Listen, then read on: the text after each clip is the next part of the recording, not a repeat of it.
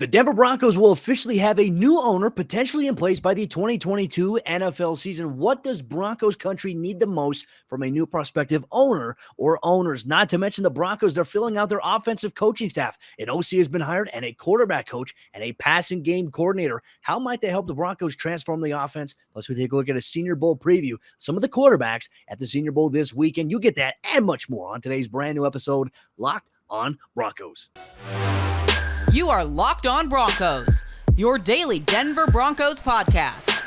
Part of the Locked on Podcast Network. Your team every day.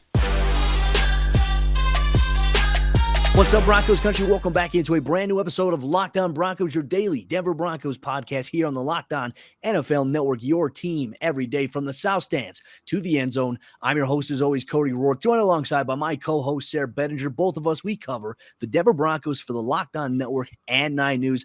Thank you, Broncos country, for making this your first listen of the day every single day. Locked on Broncos is free and available everywhere you get your podcast in audio format. You can watch us here on YouTube in 4K, high quality, high definition. Go ahead, hit that subscribe button, turn on notifications so you never miss out on any day's worth of Denver Broncos news, content, and coverage all year long. Because for the true fan, there is never an offseason. Sarah, look, there is so much that we got to break down on today's episode of the show, my man. So much being put into motion here. We'll obviously talk about a lawsuit, I think, tomorrow's episode of the show, but just so much being overshadowed here by everything that's going on around the NFL.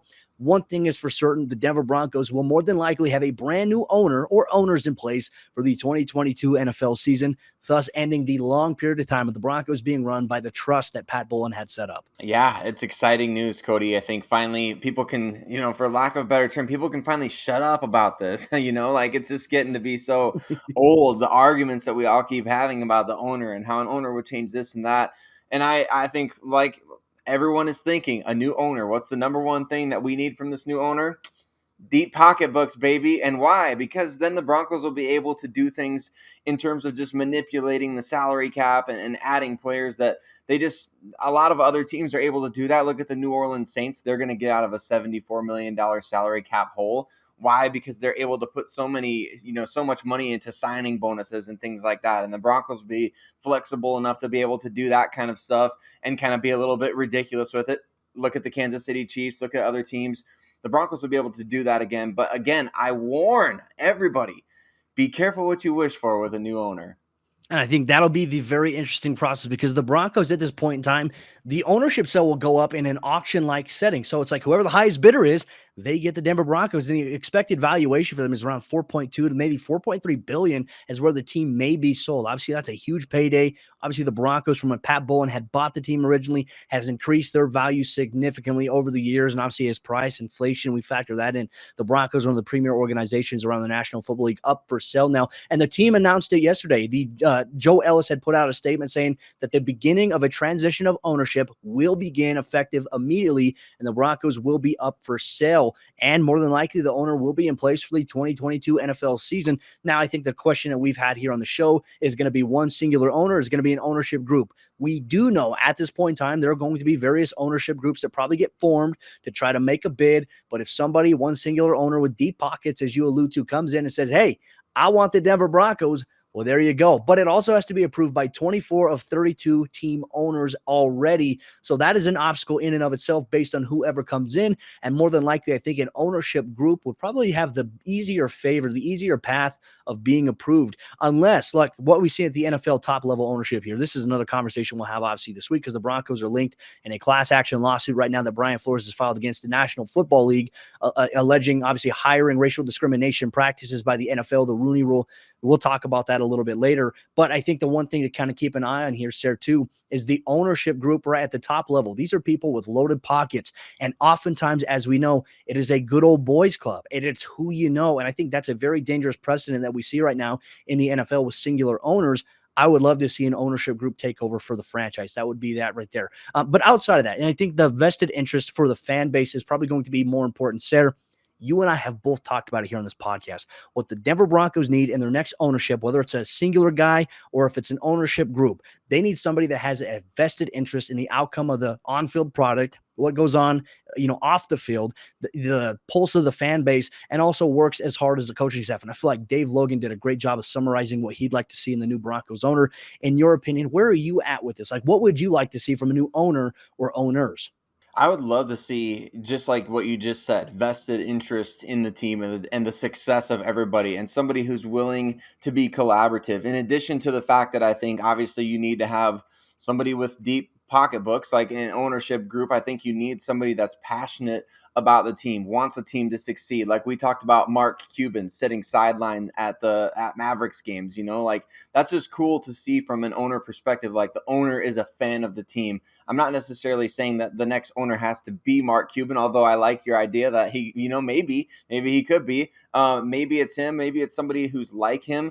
I love the idea, obviously, of Peyton Manning being part of an ownership group. I threw this out there a few years back, Cody, about Peyton Manning and like LeBron James, who was on his Monday Night Football broadcast and things like that. Like we know LeBron wants to eventually own part of a team or own some form of an NFL team. So I just think it would be great to have some kind of diverse group of people in there who you can bring this melding pot of opinions to the table. And of course, like you need somebody who's willing to make the executive decisions that need to be made, the tough decisions for the team, but always looking to do what's best for the team. That's to me is something that like, that's where Peyton Manning, I feel, would really come into place, is like he's going to do what's best for the team. He's got a pulse on the fan base. He's got a pulse on everybody else in the NFL. Like, I don't know, is there a more respected guy in the NFL than Peyton Manning? I mean, I feel like he's just at the top of the list. Everybody knows him. Everybody wants to know him. Everybody loves to be around him. He would be a fresh voice at the ownership meetings. He would be a fresh voice everywhere that they go. And for the Denver Broncos perspective, always forward thinking. Peyton Manning is always on top of everything. So I think that's a no-brainer to me. I hope he's part of the winning bid, so to speak. No, I'm with you there too. And one thing I would really love to see as well, I would love to see Brittany Bowlen involved in one of these ownership groups as well. Obviously, with the payout when the team does sell, she will get a substantial amount of money from that. I do think that she'll probably have a strong interest in purchasing a stake of ownership to keep it in the Pat Bowlen name and the Bowlen family name, which I think is super, super important as well, right? And, ideally, I would love for her to take over the team, but there's a belief that, obviously she's a little too young to own an NFL team right now, but she has taken every step in what Pat Bowlen has outlined for a Pat Bowlen beneficiary to be able to take over the team. She has done everything that he has outlined, but unfortunately the process that the NFL is putting on the Denver Broncos to get a sell, to have ownership there, is definitely pressing, because obviously that rule is coming up where it seems they don't have representation of ownership. They can be fined, I believe, millions of dollars per year if that's the case. So the Broncos obviously getting a jump on that with the ownership search. We will see who is there. I would love to see Brittany Bowlen involved on the back end of that as well. And Broncos country coming up here in just a moment. We'll Sarah Bettinger and myself, we're going to talk about the Broncos. They're filling out their offensive coaching staff.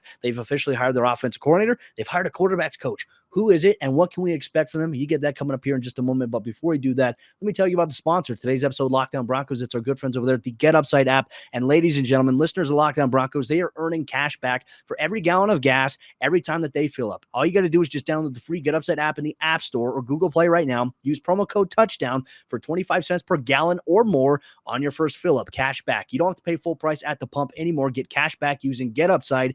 Just download the app for free and use promo code TOUCHDOWN for 25 cents per gallon or more on your first tank. And some people who drive a lot are making as much as $200 to $300 a year in cash back. And there is no catch. The cash back gets added right to your account. You can cash out anytime to your bank account, PayPal, or an e-gift card brand like Amazon or other brands. Just download the free Get Upside app right now on your favorite app store. Use promo code TOUCHDOWN to get 25 cents per gallon or more cash back in your first tank fill up. That's code TOUCHDOWN. All right, Sarah, as we jump into the second half action on today's episode, Lockdown Broncos. Once again, Broncos country, thank you for making Lockdown Broncos your first listen of the day, every single day. Sarah, the Broncos, they're getting busy. Nathaniel Hackett's been working double time to help assemble a staff here for the 2022 NFL season, and a couple of the key dominoes for the offense, they are officially in place as the Broncos have now hired their offensive coordinator. They've also hired a passing game coordinator and a quarterback coach. But first, let's talk about the offensive coordinator. The Broncos hiring former Green Bay Packers tight end coach Justin Outen, as we've discussed here on the show, who was a candidate prior, as the team's official offensive coordinator going into 2022. And obviously, so I think some of the moves we're seeing made here by the Broncos and by Nathaniel Hackett is to help revolutionize the Broncos offense with the talent that they have, help modernize it, because really the Broncos ran a West Coast style of scheme last season. However, it was very outdated and it didn't have a lot of the concepts that support what NFL offenses are successful at. In what we see in today's day and game and everything else that we see in the on-field product, I'm excited about these moves personally, but I know Broncos fans will have a lot of questions. I know we have mailbag coming up here on tomorrow's episode of the show that will answer a lot of questions. But initially, your thoughts. Broncos have their OC. Isn't it interesting that we're going from a coaching staff that was just absolutely loaded with experience? I mean, you got guys who were head coaches before, offensive coordinators before, pretty much at every position group. And now you've got guys who are mostly unknown. I mean, and at least in relatively speaking, in terms of what the Broncos are leaving behind. So Nathaniel Hackett, he's going to be calling plays, and Justin Houghton coming in, he'll be the offensive coordinator by title.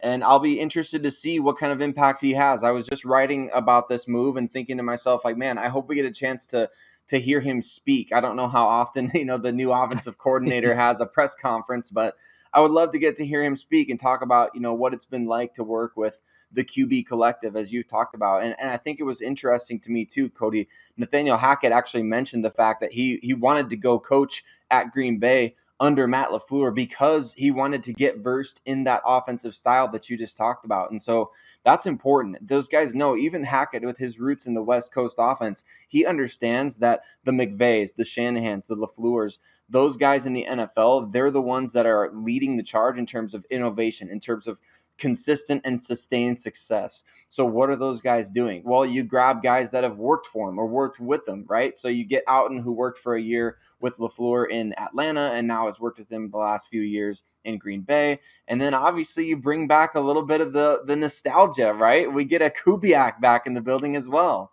Yeah, no. Now, Clint Kubiak, he was the former offensive coordinator. Last year was a first-year OC for the Minnesota Vikings. He's also a former assistant on the Broncos coaching staff from a couple of years ago. Obviously, when his father, Gary, who we all know and love, helped lead the Broncos to a Super Bowl in his first season as the head coach of the organization. Always a lot of love for Coobs and what he was able to do. But, for Clint Kubiak coming in, he will be the quarterback coach and he'll be the passing game coordinator. Now, Sarah, I think an interesting question I want to pose here, just how what Matt LaFleur did in Green Bay, right? Even though that you had your guys listed as the offensive coordinator and Nathaniel Hackett, we knew that LaFleur called plays. We know Hackett is now going to call plays. So is he going to take a little bit of a page out of LaFleur's book and delegate, right? Because what Matt LaFleur had Hackett do was install the red zone offense. Is he going to have Outen install the red zone offense? Is he going to have Clint Kubiak maybe work on third down or, for example, the 2-minute drill? Like, I want to see if Hackett is going to be delegating in a sense there, because that is something he did mention. He says, we're going to collaborate, we're going to delegate, and we're going to play to the strengths of our players. You can't do that with just one coach. It's that collaborative effort that we're talking about. And based on him assembling this staff right now, I mean, he's going all in on trying to be able to bring the Broncos offense back to life, which I think would be much needed here. But I also think it's good news for the quarterback position, because now you can tell the Broncos and this coaching staff are seriously invested in QB development. This move right here, I think, is a great hire with Kubiak coming in as the quarterback coach and passing game coordinator. I think it is too. I really do. I love this move. Even though I saw on Twitter a lot of Vikings fans not too upset to be losing Clint Kubiak after Weird, last because their season. offense was pretty good too. It's like, for example, Kirk Cousins had one of the best years of his career from an efficiency standpoint when we talk about touchdown to interception ratio, not to mention all the injuries that they had to overcome this year on the O-line and at the skill player position. I thought that Kubiak, I thought, like I mentioned earlier, I thought they got off to a rough start in the preseason early on, but man, they evolved and they got better. And look, when you lose Dalvin Cook as well, they had a strong emphasis there though on running the football. So it's going to help out with what the Broncos want to do. It is. It absolutely is. Establishing that outside zone and really running the football well, running it a lot. Not to mention, I mean, the distribution. I was just looking today. 10 touchdowns for Justin Jefferson. 10 touchdowns for Adam Thielen. 6 touchdowns for KJ Osborne. Are you kidding me? I mean, give me a break. You tell me How the many Broncos, did you wouldn't Portland take have? that? How many touchdowns did he have this season? 3? I think Jerry Jeudy, 2, 0. 3, yeah. Tim Patrick, 6. That's what I'm saying, man. That's what I'm saying right there. So we're talking about, obviously, Kirk Cousins, a different type of player than what the Broncos have. But I just feel right now just more solidified in this. And this is what I talked about way back in December. We got the clip to prove it. I feel like the Broncos are setting up their offensive staff in such a way that you can bring in any type of quarterback into this system. I mean, You talking about maybe Aaron Rodgers, that would be awesome. But at the same time, and as we're going to talk about in the next segment, like, don't be opposed to the alternative options, Broncos country. Don't be opposed to the options that are going to pop up. Of course, some of them are more exciting than others because we know what we're getting in Aaron Rodgers. We know what we would be getting in a Russell Wilson. But I think keep an open mind, just because this coaching staff is being set up for you to have some long-term success at the QB position. I like what they're doing. I like the philosophy. Look at the 49ers and what they're doing. They're doing a similar type of deal with different guys having different roles in the offense, different titles, but everything is coming together. Everything's working for them, right? So I think we're obviously looking at a ton of different teams right now that are adopting this, and I'm really, really excited to see the Broncos doing the same. One is also reported by our 9 News Broncos insider here at 9 News for Mike Kliss here that Mike Munchak is unlikely to return to the staff, which I think initially you're going to see outrage from the fans if that does happen. But Kliss did note that there is a small chance he could come back, and it's really dependent upon what Hackett wants to do. And I think that's going to be the big thing. Like, for example, Stenavich, I felt like if Stenavich were the guy that was going to come over and be the OC, I felt like Mike Munchak probably would have been gone. But as we talked about, with Stenavich being promoted to OC in Green Bay, I mean, what does that mean? Like, who are you going to look at bringing in as an offensive line coach? Because Munch is one of the best. I think it'd be very hard to let a guy like that go. But then again, I mean, they may know something that we don't necessarily know at the top of it, and maybe change might be good for that O-line room. I don't know. But like I said, I've seen the offensive line for the Broncos grow and improve throughout the season. Losing Munch would obviously be a big blow, but this is the business side of the NFL. So with that said, Broncos country coming up here in just a moment. Both Sarah Benger and myself, we're going to give a little bit of a quarterback preview from the Senior Bowl. This week, and the Senior Bowl kicks off in the NFL Network. We have our eyes on a couple of quarterbacks, and Sarah is encouraging Broncos fans, keep your minds open to an alternative possibility. We talk about what that means coming up here in just a moment. But before we do that, let me tell you about BetOnline.net. They're the sponsor of Lockdown Broncos here today, and BetOnline.net has you covered this season with more props, odds, and lines than ever before as football continues its march to the playoffs, right to the big game in just a couple weeks. BetOnline.net remains the best spot for all your sports scores, podcasts, and news this season. And it's not just football. BetOnline has up-to-the-minute info on pro and college hoops, NHL, boxing, UFC, along with live real-time updates of current games. Don't wait to take advantage of all the new amazing offers available for the 2022 season. BetOnline, where the game starts. And our good friends over there, RockAuto.com. Ladies and gentlemen, if you need anything for your vehicle, RockAuto.com has everything. They have the most reliable service out there. They're a family-owned business that's been serving auto parts customers online for over 20 years, ladies and gentlemen. 20 years of clutch service coming in when you need it the most. And I've utilized RockAuto.com several times. A couple of years ago, I bought a brand new steering wheel cover because the Colorado heat had melted mine. I bought a frost blocker to help block the ice from taking over my windshield in the mornings when I have to preheat my car to go get breakfast or coffee, whatever, or other meetings. RockAuto.com has always came in clutch when I've needed them the most. Why choose to spend up to 50% or even 100% more for the same parts from a chain store or car dealership when you can go to RockAuto.com today? The prices are always reliably low for every customer, whether you're a professional or a do-it-yourselfer, and they have everything that you could be looking for. So go explore the easy-to-use website today to find the solution to your auto parts needs by going to RockAuto.com right now and seeing all the parts available for your car or truck based on year, make, and model. They make it easy for you to find what you're looking for and write Locked On in there. How did you hear about us box so that they know that we sent you? Amazing selection, reliably low prices, all the parts your car will ever need. RockAuto.com. All right, sir. Getting to the fourth quarter action on today's episode, Locked On Broncos. A lot of news around the NFL circuit. We'll touch on the NFL lawsuit that Brian Flores has filed against the NFL and the Denver Broncos. We'll touch on that a little bit tomorrow as we get a little bit more clarification as it's going on, plus your mailbag questions. But, there's a big event here this weekend, Sarah, that I think that as we prepare for the NFL draft, football fans and Broncos fans need to be paying attention to these positions. We'll focus on quarterback today, and what a wide variety of quarterback talent that they do have here at the Senior Bowl here. But it's also prompted you to experience some of the Twitter-ness that we see from people when it comes to talking about college quarterbacks and maybe the Broncos potentially looking at drafting one. So I'm going to let you take the floor here to start off. I love the NFL draft, Cody. You know that as well as anybody. I love watching all these prospects, and I love, my evaluation style is a lot different than I think from other people. And some people share this philosophy as well, but I evaluate players from the perspective like they could become the best version of what we see, on the, not necessarily just a highlight reel scouting, but in terms of like the best that you see from these guys, you scout in terms of the best that they can be. And I made a huge mistake a few years back of not believing that Josh Allen could become the best version of himself. And of course, I'm not going to sit here and say every quarterback with potential and traits, could be the next Josh Allen. But what I do want to caution against is just writing off prospects in general before they have a chance to really develop or really prove themselves. I think this year's Senior Bowl crop of quarterbacks is the best that we've seen at the Senior Bowl since that year that Josh Allen was there with, he was there with Baker Mayfield and a number of other guys, and it was a really highly anticipated deal. The Broncos coaching staff was there and stuff. So this year you've got guys like Malik Willis, Sam Howell, Kenny Pickett, Carson Strong, Desmond Ridder, Bailey Zappi. That whole group is there at the Senior Bowl this year. And I think that a lot of these guys are polarizing. Why? Because on Twitter, everybody's been saying all year, this is the worst quarterback class. This is a terrible quarterback class. And it may not be the best. But, yeah, it is groupthink. Exactly. That's exactly what I'm saying. It's groupthink. And you've already determined that you don't like any of these guys. For what reason? Because somebody said that they don't like them, or because somebody said this is a bad class?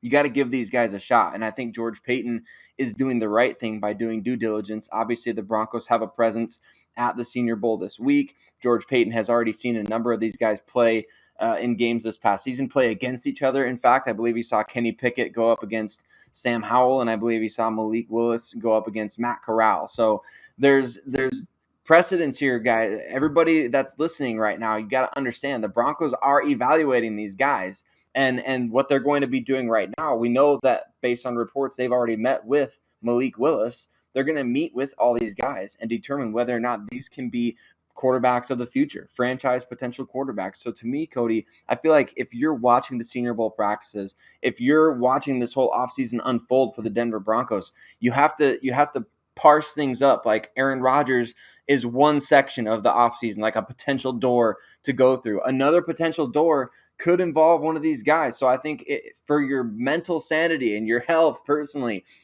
keep an open mind about these quarterbacks.